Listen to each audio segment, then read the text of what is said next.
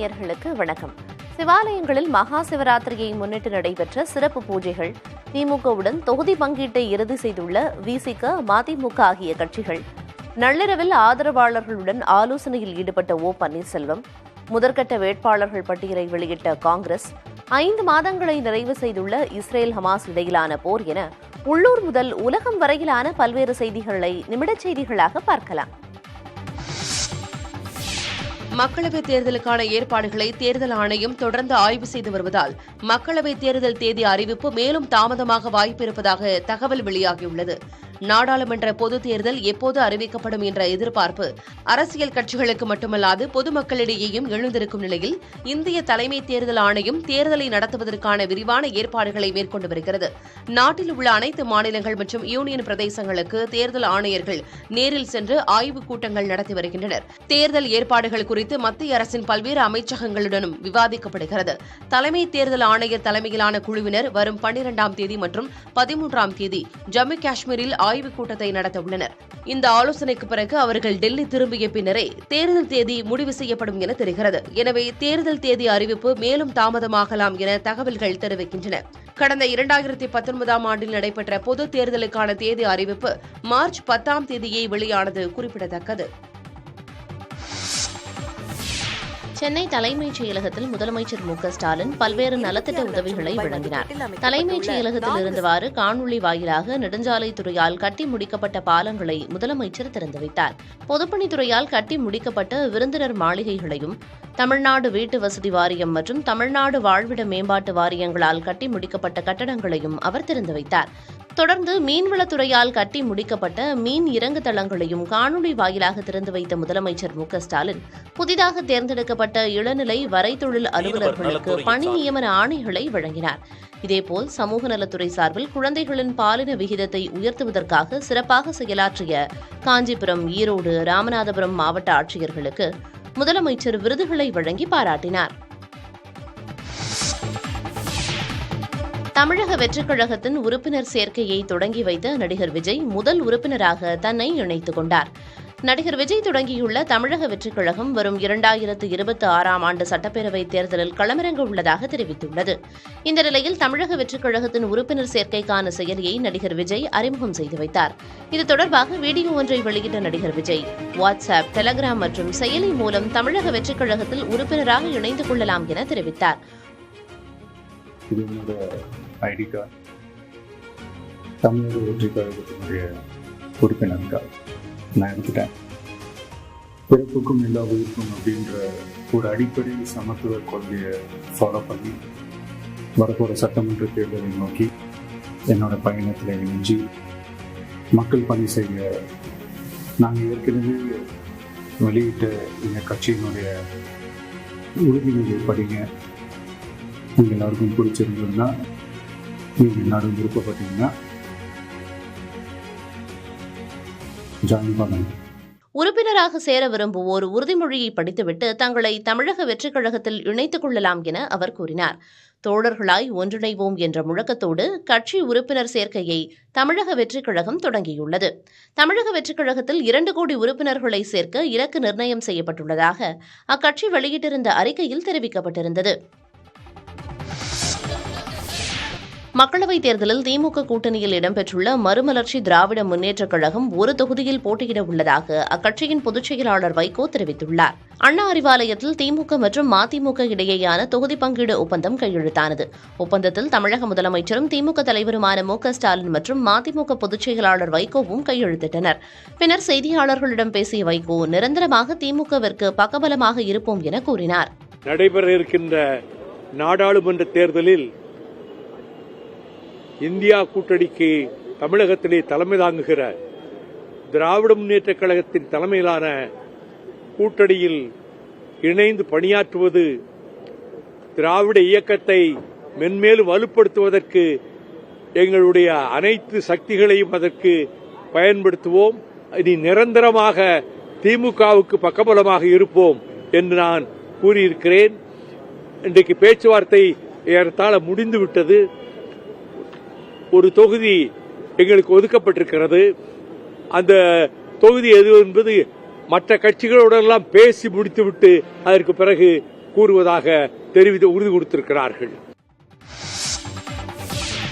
மக்களவைத் தேர்தலில் திமுக தலைமையிலான கூட்டணியில் விடுதலை சிறுத்தைகள் கட்சி 2 தொகுதிகளில் போட்டியிட உள்ளதாக அக்கட்சியின் தலைவர் திருமாவளவன் தெரிவித்துள்ளார். அண்ணா அறிவாலயத்தில் திமுக மற்றும் விடுதலை சிறுத்தைகள் கட்சி இடையேயான தொகுதி பங்கீடு ஒப்பந்தம் கையெழுத்தானது. ஒப்பந்தத்தில் தமிழக முதலமைச்சரும் திமுக தலைவருமான மு.க.ஸ்டாலின் மற்றும் விடுதலை சிறுத்தைகள் கட்சியின் தலைவர் திருமாவளவனும் கையெழுத்திட்டனர். பின்னர் செய்தியாளர்களிடம் பேசிய திருமாவளவன் விழுப்புரம் மற்றும் சிதம்பரம் தொகுதிகளில் விடுதலை சிறுத்தைகள் கட்சி போட்டியிடுவதாக தெரிவித்தார். திராவிட முன்னேற்றக் கழகமும் விடுதலை சிறுத்தைகள் கட்சியும் கலந்து பேசியதில் திமுக கூட்டணியில் விடுதலை சிறுத்தைகள் கட்சி இந்த நாடாளுமன்ற தேர்தலில் பின்வரும் 2 தொகுதிகளில் போட்டியிடுவதென தீர்மானிக்கப்பட்டது. தொகுதிகளின் விவரம்: விழுப்புரம் தனி, சிதம்பரம் தனி. பிற கூட்டணி கட்சிகளின் இறுதி தொகுதி பங்கீட்டுக்கு உட்பட்டு இப்பட்டியல் உறுதி செய்யப்படும்.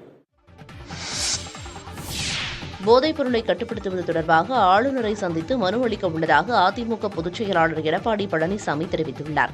சென்னை ராயப்பேட்டையில் உள்ள அதிமுக தலைமை அலுவலகத்தில் மகளிர் தின விழா கொண்டாட்டம் நடைபெற்றது. இதில் அதிமுக பொதுச் செயலாளர் எடப்பாடி பழனிசாமி கலந்து கொண்டு மகளிர் அணி நிர்வாகிகளோடு கேக் வெட்டி மகளிர் தினத்தை கொண்டாடினார். இதைத் தொடர்ந்து செய்தியாளர்களை சந்தித்த எடப்பாடி பழனிசாமி தமிழகத்தில் கொலை, கொள்ளை சம்பவங்களுக்கு கஞ்சா போதையே காரணம் என கூறினார். போதைப் பொருள் கிடங்காக தமிழகம் மாறியுள்ளது என்ற அச்சம் மக்களிடம் உள்ளதாகவும் அவர் தெரிவித்தார். இந்த போதைப் பொருள் தொடர்ந்து இந்த விடியா திமுக அரசு கட்டுப்படுத்த முடியாம திமுக கட்சி சேர்ந்த நிர்வாகிகளே இதில் ஈடுபட்டிருக்கின்ற காரணத்தினால் இது சட்ட ரீதியாக நடவடிக்கை எடுக்க வேண்டும் என்று மேதகு ஆளுநரை விரைவில் சந்தித்து மனு அளிக்க இருக்கிறது. அது மட்டுமில்லாம இந்த விடியா திமுக அரசு நாங்கள் பலமுறை இந்த போதைப் பொருள் குறித்து சட்டமன்றத்திலும் பேசினோம், ஊடகத்தின் வாயிலாக, பத்திரிகையின் வாயிலாக, அறிக்கையின் வாயிலாக வெளியிட்டும். இதை கட்டுப்படுத்த தவறிய, போதைப் பொருளை கட்டுப்படுத்த தவறிய திமுக அரசை கண்டித்து மனித சங்கிலி போராட்டம் வருகிற 12ஆம் தேதி காலை 10 மணி அளவில் மாநகராட்சி, நகராட்சி, பேரூராட்சியில் தமிழகம் முழுவதும் அதிமுக சார்பாக பொதுமக்கள், இளைஞர்கள் பெரும் அளவில் கலந்து கொள்கின்ற நிலையை நாங்கள் ஏற்படுத்துவோம். பாஜகவுடன் கூட்டணி பேச்சுவார்த்தை நடத்த 7 நபர்கள் கொண்ட குழுவை ஓ பன்னீர்செல்வம் அமைத்திருக்கிறார். மக்களவைத் தேர்தல் நெருங்கி வரும் நிலையில் முன்னாள் முதலமைச்சர் ஓ பன்னீர்செல்வம் தனது ஆதரவாளர்களுடன் சென்னை பசுமை வழிச்சாலையில் உள்ள தனது இல்லத்தில் நள்ளிரவை தாண்டி ஆலோசனையில் ஈடுபட்டார். இரவு 10 மணிக்கு தொடங்கி நள்ளிரவு 12:15 மணி வரை நடைபெற்ற இந்த ஆலோசனைக் கூட்டத்தில் மூத்த தலைவர்கள் வைத்திலிங்கம், மனோஜ் பாண்டியன், ஜே.சி.டி. பிரபாகர், கூப்பா கிருஷ்ணன், சட்டமன்ற உறுப்பினர் ஐயப்பன், நாடாளுமன்ற உறுப்பினர் தர்மர் உள்ளிட்டோர் பங்கேற்றனர். இதில் கூட்டணி உட்பட பல்வேறு முக்கிய விவகாரங்கள் குறித்து ஆலோசிக்கப்பட்டுள்ளன. பாஜகவுடன் கூட்டணி பேச்சுவார்த்தை நடத்த 7 நபர்கள் கொண்ட குழுவை ஓ பன்னீர்செல்வம் அமைத்துள்ளார். இந்த குழுவில் வைத்திலிங்கம், மனோஜ் பாண்டியன், ஜே.சி.டி. பிரபாகர், தர்மர், கூப்பா கிருஷ்ணன், புகழேந்தி, மருது அழகுராஜ் ஆகியோர் இடம்பெற்றிருக்கின்றனர். அதோடு மக்களவைத் தேர்தலுக்கான விருப்ப மனு நாளை வழங்கப்பட்டு நேர்காணலை நடத்த முடிவு செய்யப்பட்டிருக்கிறது. மனுக்கள்லாம் வாங்கறதுக்கு ஏற்பாடு பண்ணியிருக்கோம். ஞாயிற்றுக்கிழமை மனுக்கள், வேட்பாளர்கள் மனுக்கள் தராங்க, அன்னைக்கே பரிசீலனை பண்றோம். அதெல்லாம் தான் முடிப்போம்.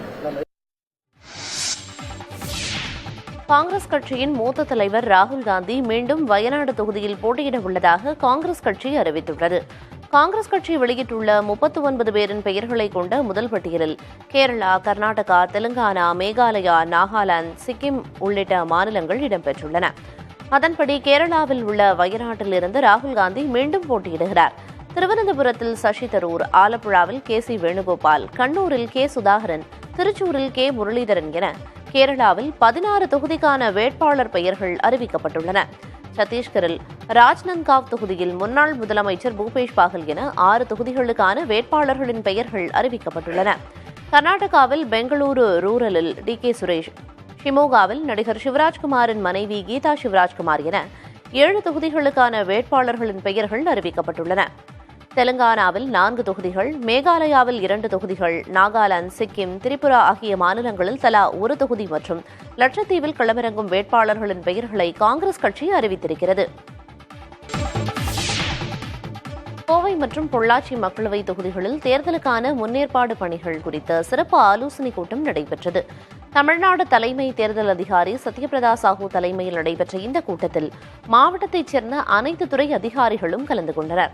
அப்போது இரு தொகுதிகளிலும் உள்ள வாக்காளர்களின் எண்ணிக்கை, கடந்த காலங்களில் பதிவான வாக்கு விழுக்காட்டை அதிகப்படுத்த வேண்டிய வழிகள், பதற்றமான வாக்குச்சாவடிகள், பிரச்சினைக்குரிய இடங்கள் போன்ற பல்வேறு விவகாரங்கள் குறித்து ஆலோசிக்கப்பட்டன. தொடர்ந்து செய்தியாளர்களை சந்தித்த தலைமை தேர்தல் அதிகாரி சத்யபிரதா சாஹூ டிஜிட்டல் பணப்பரிமாற்றத்தை கண்காணிக்க குழு அமைக்கப்பட்டுள்ளதாக தெரிவித்தார். தொடர்ந்து பேசிய அவர், சி-விஜில், இ-SMS போன்ற செயலிகள் மூலம் வரும் புகார்கள் மீது விரைந்த நடவடிக்கை எடுக்கப்படும் என தெரிவித்தார். சி-விஜில் ஆப் மூலமா நம்ம இந்த மாதிரி ஒரு மணி டிஸ்ட்ரிபியூஷன் போயிட்டு இருக்கு, டோக்கன் டிஸ்ட்ரிபியூஷன் போயிட்டு இருக்கு, அந்த மாதிரி விவரம் இருக்கும்போது அதே நேரத்தில் ஒரு போட்டோ இல்லைன்னா ஒரு வீடியோ கிளிப் அனுப்பிச்சிட்டா நேரில் அது எலெக்ஷன் கமிஷனுக்கு போகும். 100 மினிட்ஸ்க்கு உள்ளே அது ஆய்வு பண்ணி டிஓ அவர்கள் அதில் நமக்கு பதில் எலெக்ஷன் கமிஷனுக்கு கொடுப்பாங்க. நடிகர் அஜித்துக்கு மூளையில் கட்டியிருப்பதாக வெளியான தகவல் தவறானது என அவரது மேலாளர் சுரேஷ் சந்திரா தெரிவித்துள்ளார். ஆர்ட் டைரக்டர் மிலன் மற்றும் நெருங்கிய நண்பரான வெற்றி துரைசாமியின் மரணத்திற்கு பின்னர் சோர்வாக காணப்பட்ட அஜித் வழக்கமான பரிசோதனைக்காக அப்போலோ சென்றதாக சுரேஷ் சந்திரா விளக்கமளித்துள்ளார். ஸ்கேனில் அவருக்கு காதுக்கு உள்பகுதியில் ஒரு சிறிய கட்டி உள்ளது கண்டறியப்பட்டுள்ளது. அதுவும் அரை மணி நேரத்தில் அகற்றப்பட்டு அஜித் இயல்பாகவே இருப்பதாக சுரேஷ் சந்திரா தெரிவித்துள்ளார். திட்டமிட்டபடி அடுத்த வாரம் அஜர்பைஜானில் விடாமுயற்சி படப்பிடிப்பிற்கு அஜித் செல்ல உள்ளதாகவும் 3 மாத ஓய்வு என்பதெல்லாம் தவறான தகவல் எனவும் அவரது மேலாளர் கூறியுள்ளார். சென்னை மயிலாப்பூர் கபாலீஸ்வரர் கோவிலில் மகா சிவராத்திரியை முன்னிட்டு சிறப்பு பூஜைகள் நடைபெற்றன. இதில் ஆயிரக்கணக்கான பக்தர்கள் கலந்து கொண்டு வழிபாடு செய்தனர். தமிழ்நாடு இந்து சமய அறநிலையத்துறை சார்பில் பக்தி பாடல்கள், பரதம் போன்ற கலை நிகழ்ச்சிகளும் நடைபெற்றன.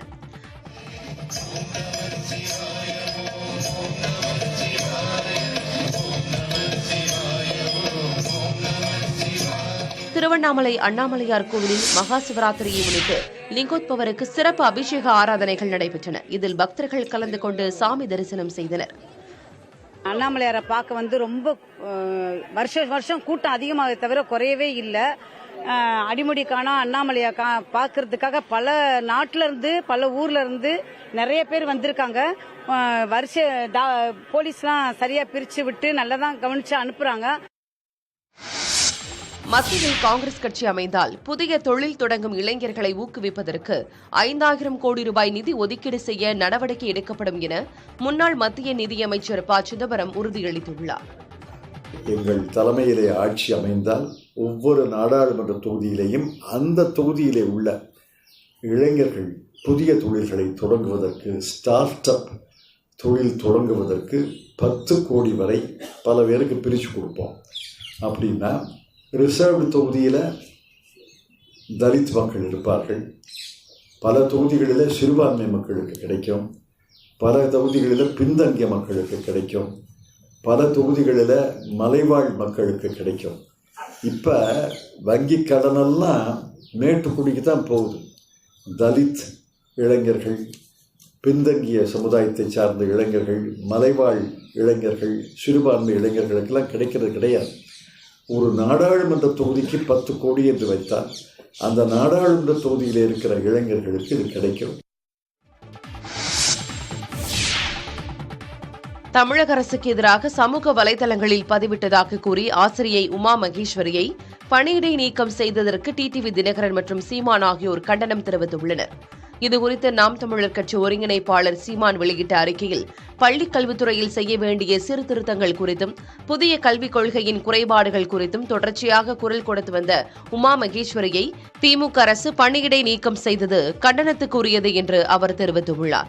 உமா மகேஸ்வரி மீதான நடவடிக்கையை ரத்து செய்து மீண்டும் பணியாற்றுவதற்கான அனுமதியை வழங்க வேண்டும் என அமமுக பொதுச் செயலாளர் டிடிவி தினகரன் கூறினார். நெல்லிக்குப்பம் அரசு பள்ளியில் பணியாற்றி வந்த ஆசிரியை எஸ். உமா மகேஸ்வரி மாணவர்கள் நலன் குறித்தும் கல்வி திட்டங்கள் குறித்தும் பல்வேறு கருத்துக்களை பொது வழியில் பேசி வருபவர். சமூக செயற்பாட்டாளராக அறியப்பட்ட இவர் தமிழக அரசுக்கு எதிராகவும் பள்ளி கல்வித்துறைக்கு எதிராகவும் வாட்ஸ்அப், பேஸ்புக் போன்ற சமூக வலைதளங்களில் கருத்துக்களை பதிவிட்டதாக தெரிகிறது. இதுகுறித்து விசாரணை நடத்திய செங்கல்பட்டு மாவட்ட முதன்மை கல்வி அலுவலர் ஆசிரியை உமா மகேஸ்வரியை பணியிடை நீக்கம் செய்து உத்தரவிட்டார்.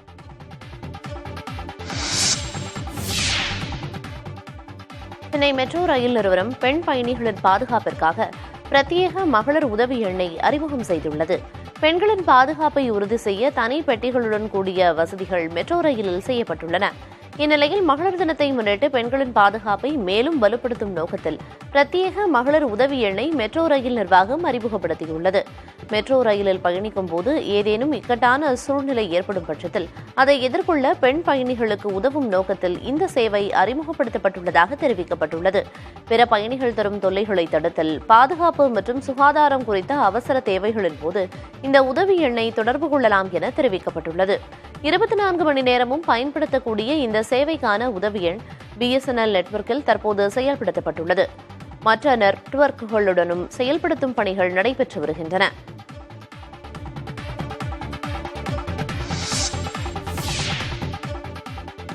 அதிகார எல்லைக்கு வெளியில் உள்ள மாஜிஸ்ட்ரேட்டுகள் சரண்டரை ஏற்று ரிமாண்ட் உத்தரவை பிறப்பிப்பது சட்டவிரோதமானது என்றும் அதிகார வரம்பை மீறியது எனவும் சென்னை உயர்நீதிமன்றம் தெரிவித்திருக்கிறது. திமுக பிரமுகர் ஆராமுதன் கொலை வழக்கில் கொலையாளிகள் சத்தியமங்கலம் நீதிமன்றத்தில் சரணடைந்த நிலையில் அவர்களை நீதிமன்ற காவலில் வைக்க நீதிபதி உத்தரவிட்டார். இதற்கு எதிராக உயர்நீதிமன்றத்தில் காவல்துறை தரப்பில் தாக்கல் செய்யப்பட்ட மனுவில் சத்தியமங்கலம் நீதிமன்றம் பிறப்பித்த உத்தரவை ரத்து செய்ய வேண்டும் என்றும் உயர்நீதிமன்றத்தில் மனு தாக்கல் செய்யப்பட்டது. தேடப்படும் குற்றவாளிகள் சம்பந்தப்பட்ட நீதிமன்றத்தில்தான் சரணடைய வேண்டும், வேறொரு நீதிமன்றத்தில் சரணடைய முடியாது எனவும் தெரிவிக்கப்பட்டிருந்தது. இந்த விவகாரத்தில் தீர்ப்பு அளித்த நீதிபதி ஆனந்த் வெங்கடேசன், ஒரு காவல் நிலைய வழக்கில் குற்றம் சாட்டப்பட்டவர் அதிகார வரம்பிற்கு அப்பால் உள்ள மாஜிஸ்ட்ரேட் நீதிமன்றத்தில் சரணடைவதற்காக அங்கு தாக்கல் செய்யப்படும் மனுக்கள் விசாரணைக்கு உகந்தது அல்ல எனவும் உத்தரவிட்டுள்ளார். இந்த உத்தரவை தமிழ்நாடு, புதுச்சேரியில் உள்ள அனைத்து நீதிமன்றங்களும் கண்டிப்புடன் பின்பற்ற வேண்டும் எனவும் தலைமை நீதிபதி முன்பு சமர்ப்பித்து ஒப்புதல் பெற்று அனைத்து மாவட்ட முதன்மை நீதிமன்றங்களுக்கும் சுற்றறிக்கை அனுப்பவும் நீதிபதி உத்தரவிட்டுள்ளார்.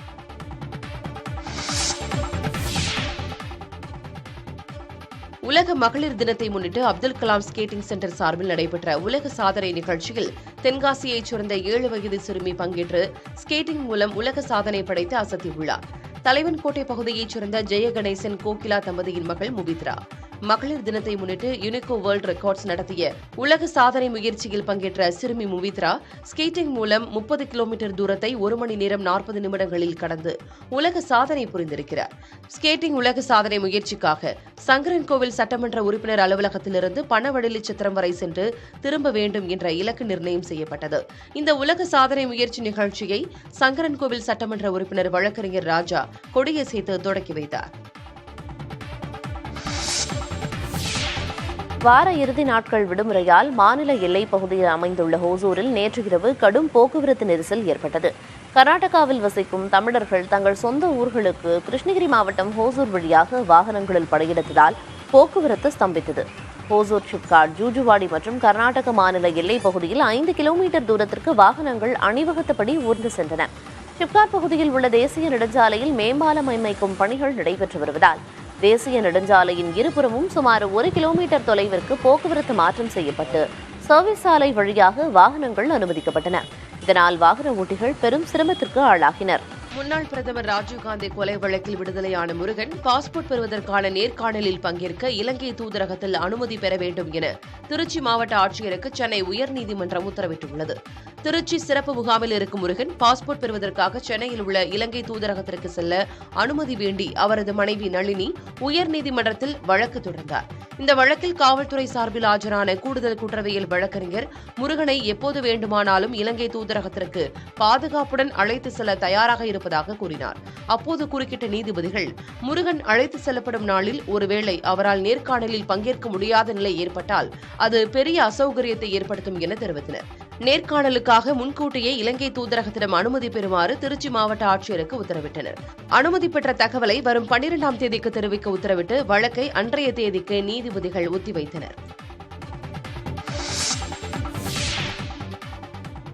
திருவள்ளூர் மாவட்டம் ஐயப்பாக்கம் பகுதியில் நடைபெற்ற மகளிர் தின விழாவில் 1800க்கும் மேற்பட்ட பெண்கள் கலந்து கொண்டனர். நிகழ்ச்சியில் சுயமரியாதையுடன் சாதனையாளர்களாக திகழும் 47 பெண்களுக்கு விருதுகள் வழங்கி கௌரவிக்கப்பட்டது.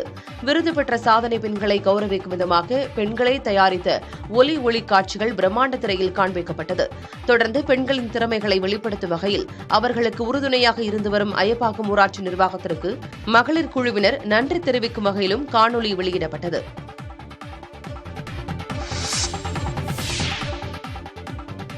கோவையில் வயிற்று வலி ஏற்பட்டு பள்ளி சிறுமி உயிரிழந்தது தொடர்பாக காவல்துறையினர் விசாரணை மேற்கொண்டு வருகின்றனர். வரதராஜபுரத்தைச் சேர்ந்த ராஜாமணி புவனேஸ்வரி தம்பதியின் 6 வயது மகள் தியா ஸ்ரீ ஐயர் லேஅவுட் பகுதியில் உள்ள மாநகராட்சி பள்ளியில் 1ஆம் வகுப்பு படித்து வந்துள்ளார். கடந்த 5ஆம் தேதி இரவு தியாஸ்ரீ வயிற்று வலி ஏற்பட்டதாக பெற்றோரிடம் கூறினார். பின் கோவை அரசு மருத்துவக் கல்லூரி மருத்துவமனையில் சேர்க்கப்பட்ட தியாஸ்ரீக்கு வயிற்றில் கட்டி இருப்பது தெரியவந்தது.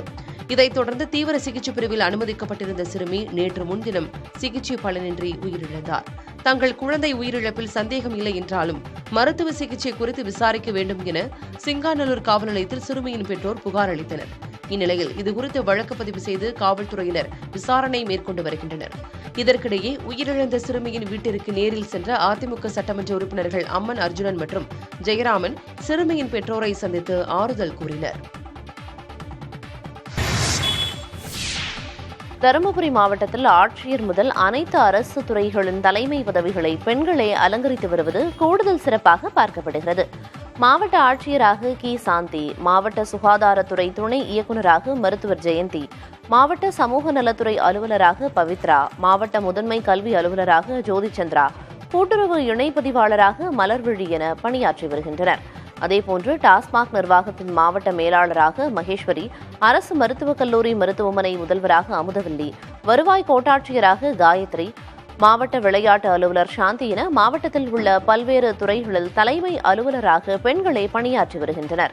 பின்தங்கிய மாவட்டமாக இருந்த தருமபுரியில் பணியாற்றி வரும் பெண் அதிகாரிகள் கல்வி, குழந்தை திருமணம், வேலைவாய்ப்பு, சுயதொழில் உள்ளிட்டவற்றில் விழிப்புணர்வை ஏற்படுத்தி மகளிரின் முன்னேற்றத்திற்காக பங்காற்றி வருவதாக சமூக ஆர்வலர்கள் தெரிவிக்கின்றனர்.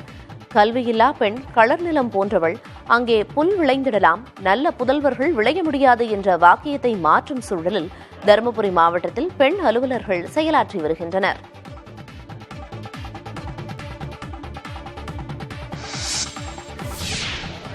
தேனி மாவட்டம் போடி அருகே பள்ளிவாசலுக்கு சொந்தமான இடத்தில் இருந்த ஆக்கிரமிப்புகள் அகற்றப்பட்டன.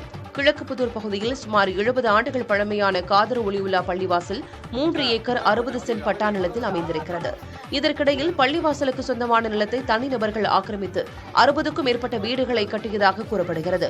இது தொடர்பான வழக்கு ஏற்கனவே நீதிமன்றத்தில் விசாரணையில் இருக்கும் நிலையில் புதிதாக சில தனிநபர்கள் அந்த பகுதியில் தகர சிட்டுகள் அமைத்துள்ளதாக போடி அனைத்து முஸ்லிம் ஜமாத்தார்கள் காவல்துறையில் புகார் அளித்தனர். இதனையடுத்து அங்கு வந்த காவல்துறை மற்றும் வருவாய்த்துறை அதிகாரிகளுடன் ஆக்கிரமிப்பாளர்கள் வாக்குவாதத்தில் ஈடுபட்டனர்.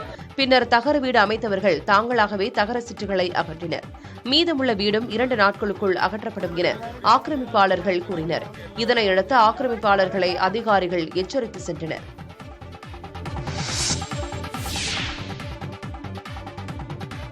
மேட்டூர் அனல் மின் நிலையத்தில் கொதிகலன் குழாயில் ஏற்பட்ட வெடிப்பு காரணமாக 580 மெகாவாட் மின் உற்பத்தி பாதிக்கப்பட்டிருக்கிறது.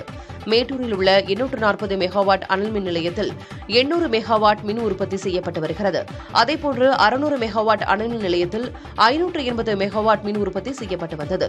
இந்நிலையில் அதில் உள்ள கொதிகலன் குழாயில் ஏற்பட்ட வெடிப்பு காரணமாக மின் உற்பத்தி பாதிக்கப்பட்டிருக்கிறது. கோடை வெயில் தாக்கம் அதிகரித்து வருவதால் மின் தேவையும் நாளுக்கு நாள் அதிகரித்து வருகிறது. இதை கருத்தில் கொண்டு கொதிகலன் குழாயில் ஏற்பட்ட வெடிப்பை சரி செய்யும் பணியில் அதிகாரிகள் தீவிரமாக ஈடுபட்டு வருகின்றனர். விரைவில் வெடிப்பு சரி செய்யப்பட்டு ஓரிரு நாட்களில் 600 மெகாவாட் அனல் மின் நிலையத்தில் மின் உற்பத்தி மீண்டும் தொடங்கும் என அதிகாரிகள் தெரிவித்துள்ளனர். கன்னியாகுமரி மாவட்டம் நூறாம்பயல் கிராமத்தில் காட்டு யானைகள் தாக்கியதில் பழங்குடியின நபர் ஒருவர் நிகழ்விடத்திலேயே உயிரிழந்தார். கடையால் பேரூராட்சியில் நூறாம்பயல் என்ற மலையோர கிராமம் பழங்குடியின மக்கள் வசிக்கும் பகுதியாகும். களியல் வனச்சரகத்திற்கு உட்பட்ட இந்த பகுதியில் கோடை வெயிலின் தாக்கம் காரணமாக தண்ணீர் தட்டுப்பாடு நிலவி வருகிறது. இங்குள்ள மக்கள் தங்களது தண்ணீர் தேவைக்கு சிறு குழாய்கள் மூலம் மழை தண்ணீரை எடுத்து வருகின்றனர். இந்நிலையில் இந்த பகுதியைச் சேர்ந்த மது என்பவரது வீட்டிற்கு தண்ணீர் கொண்டுவர அமைக்கப்பட்டிருந்த குழாயில் கோளாறு ஏற்பட்டுள்ளது. இதை சரி செய்ய மலைப்பகுதிக்கு சென்ற மதுவை அங்கு வந்த காட்டு யானைகள் காலால் மிதித்து தாக்கியுள்ளன. யானைகளின் சத்தத்தை கேட்டு அங்கு விரைந்து சென்ற கிராம மக்கள் இரத்த வெள்ளத்தில் உயிரிழந்த நிலையில் கிடந்த மதுவின் உடலை கண்டு அதிர்ச்சியடைந்தனர். பின் வனத்துறையினரை தொடர்பு கொண்டு சம்பவம் குறித்து தகவல் கொடுத்துள்ளனர். எனினும் தகவல் அளித்தும் வனத்துறையினர் நிகழ்விடத்திற்கு விரைந்து வரவில்லை என பொதுமக்கள் புகார் அளித்துள்ளனர்.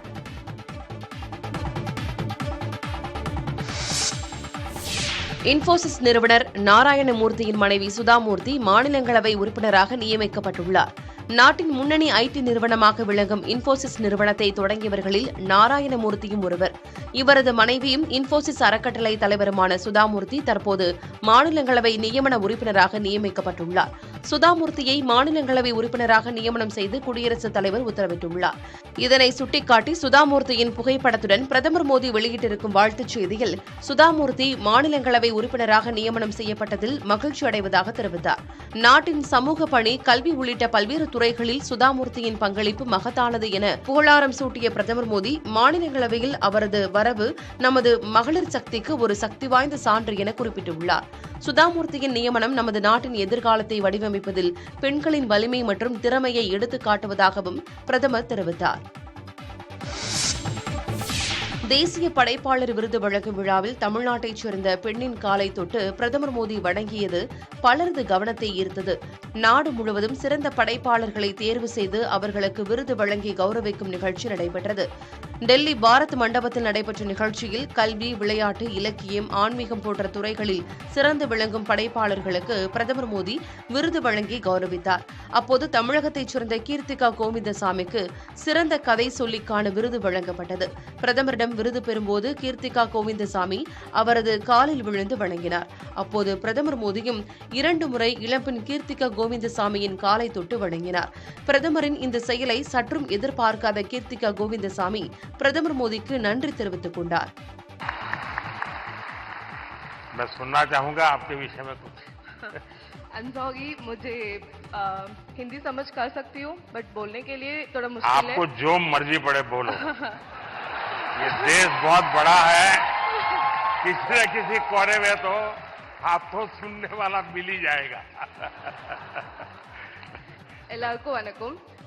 I would really like to appreciate our Honorable Prime Minister for the fact that you have taken up Tamil in a lot of stages and you said like Tamil. So I must start with Vanakkam. Yeah, Vanakkam. மக்களவைத் தேர்தலுக்கான பரப்புரையை ஆம் ஆத்மி கட்சி தொடங்கியுள்ளது. கெஜ்ரிவால் நாடாளுமன்றத்தில் இருந்தால் டெல்லி இன்னும் வளமாக இருக்கும் என்ற தேர்தல் முழக்கத்துடன் தேர்தல் பரப்புரையை ஆம் ஆத்மி கட்சியின் ஒருங்கிணைப்பாளர் அரவிந்த் கெஜ்ரிவால் தொடங்கி வைத்தார். டெல்லியில் உள்ள அக்கட்சியின் அலுவலகத்தில் நடந்த நிகழ்ச்சியில் பேசிய அவர், டெல்லியில் உள்ள 7 மக்களவைத் தேர்தலில் போட்டியிடும் இந்தியா கூட்டணியைச் சேர்ந்த வேட்பாளர்களை வெற்றி பெறச் செய்யுமாறு வாக்காளர்களை கேட்டுக் கொண்டார். தொடர்ந்து பேசிய கெஜ்ரிவால், உங்களது மகனான தன்னை டெல்லி மக்கள் கைவிட மாட்டார்கள் என உறுதியாக நம்புவதாக கூறினார். மக்களவைத் தேர்தலில் தனது கரங்களை டெல்லி மக்கள் பலப்படுத்த வேண்டும் என்றும் வேண்டுகோள் விடுத்ததுடன், டெல்லி மக்களுக்கான திட்டங்களை தடுத்து நிறுத்துபவர்களை எதிர்த்து தனது போராட்டம் எப்போதும் இருக்கும் என உறுதிபட தெரிவித்தார். பழனி முருகன் கோயில் கிரிவல பாதையில் உள்ள 120 கடைகளையும் அகற்ற நடவடிக்கை எடுக்க வேண்டும் என உயர்நீதிமன்ற மதுரை கிளை உத்தரவிட்டுள்ளது. பழனி முருகன் கோயில் கிரிவல பாதையில் இருக்கும் ஆக்கிரமிப்புகளை அகற்ற நீதிமன்றம் உத்தரவிட்டும் அறநிலையத்துறை அதிகாரிகள் நடவடிக்கை எடுக்கவில்லை என புகார் எழுந்தது. இந்நிலையில் அதிகாரிகள் மீது நீதிமன்ற அவமதிப்பு நடவடிக்கை எடுக்க வலியுறுத்தி ராதாகிருஷ்ணன் என்பவர் உயர்நீதிமன்ற மதுரை கிளையில் மனு தாக்கல் செய்தார். இந்த மனு நீதிபதிகள் கிருஷ்ணகுமார் மற்றும் விஜயகுமார் ஆகியோர் அடங்கிய அமர்வு முன்பு விசாரணைக்கு வந்தது. அப்போது அரசு தரப்பில் ஆஜரான வழக்கறிஞர் 120 ஆக்கிரமிப்பு கட்டடங்களுக்கு நோட்டீஸ் கொடுக்கப்பட்டுள்ளது என்றும், கிரிவல வீதியில் பட்டா வைத்திருப்பவர்கள் தங்கள் இடம் மற்றும் கட்டடங்களுக்கு சென்று வர அனுமதி கோருகின்றனர் எனவும் வாதாடினார். வாதங்களை கேட்டறிந்த நீதிபதிகள், கிரிவல பாதையில் வணிக நோக்கத்தில் எந்த நடவடிக்கையும் இருக்கக்கூடாது என்பதில் உறுதியாக இருப்பதாகவும் 120 ஆக்கிரமிப்பு கடைகளையும் அகற்ற நடவடிக்கை எடுக்க வேண்டும் என்றும் உத்தரவிட்டனர். கிரிவல பாதையில் பட்டா உள்ளவர்களை அனுமதிப்பது தொடர்பான முடிவுகளை கண்காணிப்பு குழு ஆய்வு செய்து முடிவெடுக்கும் என்றும் நீதிபதிகள் தெரிவித்தனர்.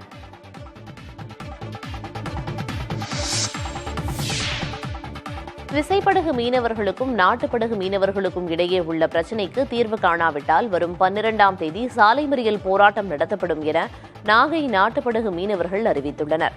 நாகை மாவட்டம் காரைக்கால் பகுதி மீனவர்கள் இழுவை வலையை பயன்படுத்தி மீன்பிடிப்பதற்கு எதிர்ப்பு தெரிவித்து கடந்த பிப்ரவரி 26ஆம் தேதி முதல் மீன்பிடிக்க கடலுக்கு செல்லாமல் வேலை நிறுத்த போராட்டத்தில் 2 தாலுகாவைச் சேர்ந்த மீனவர்கள் ஈடுபட்டு வருகின்றனர். நாட்டுப்படகு மீனவர்கள் மற்றும் விசைப்படகு மீனவர்களை நாகை மீன்வளத்துறை அதிகாரிகள் அழைத்து பேசியும் இந்த பிரச்சினைக்கு எந்த தீர்வும் எட்டப்படவில்லை. இந்நிலையில் வேதாரண்யம் அருகே வெள்ளப்பள்ளம் கிராமத்தில் மீனவர்களின் ஆலோசனைக் கூட்டம் நடைபெற்றது. இதில் ஆரக்காட்டுத்துறை, புஷ்பவனம், வெள்ளப்பள்ளம், கோடியக்கரை உள்ளிட்ட 20க்கும் மேற்பட்ட கிராமங்களைச் சேர்ந்த 100க்கும் மேற்பட்ட மீனவ பிரதிநிதிகள் கலந்து கொண்டனர். அதில் இருதரப்பு மீனவர்களின் பிரச்சினைக்கு விரைந்து தீர்வு காணாவிட்டால் வரும் 12ஆம் தேதி இரு தாலுகா மீனவர்களை ஒன்று திரட்டி சாலை மறியல் போராட்டம் நடத்துவது என முடிவெடுக்கப்பட்டுள்ளது.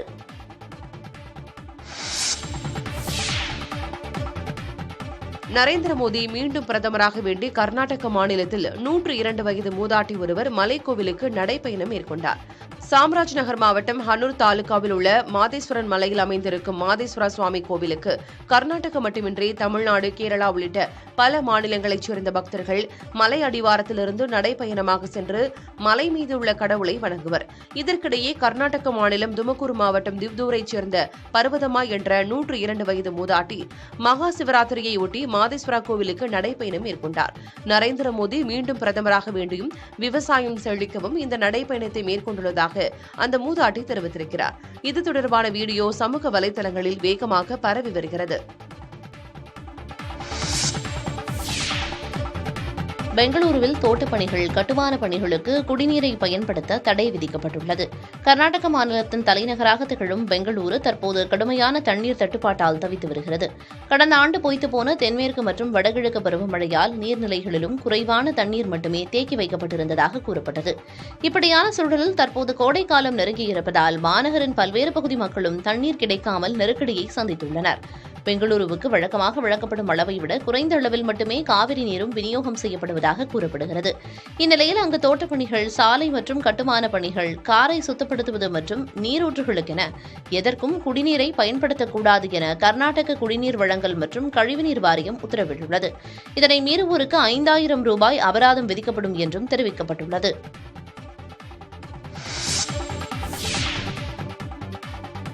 கர்நாடகாவில் பேருந்து நிறுத்தத்தில் காத்திருந்த கல்லூரி மாணவிகள் மீது தாக்குதல் நடத்திய 3 இளைஞர்கள் கைது செய்யப்பட்டுள்ளனர். பாகலக்கோட்டை மாவட்டம் ரபகவி பேருந்து நிறுத்தத்தில் சுவாதி, சாக்சி மற்றும் கவிதா என்ற 3 கல்லூரி மாணவிகள் பேருந்துக்காக காத்திருந்துள்ளனர். அப்போது அவர்களை அத்துமீறி மொபைல் போனில் போட்டோ எடுத்ததோடு அவர்களிடம் தொலைபேசி எண் கேட்டு 3 இளைஞர்கள் மிரட்டியுள்ளனர். மாணவிகள் மறுத்ததால் ஆத்திரமடைந்த அந்த இளைஞர்கள் அவர்கள் மீது கண்மூடித்தனமாக தாக்குதல் நடத்தியுள்ளனர். இதில் படுகாயமடைந்த சுவாதி அருகிலுள்ள மருத்துவமனையில் சிகிச்சைக்காக அனுமதிக்கப்பட்டிருக்கிறார்.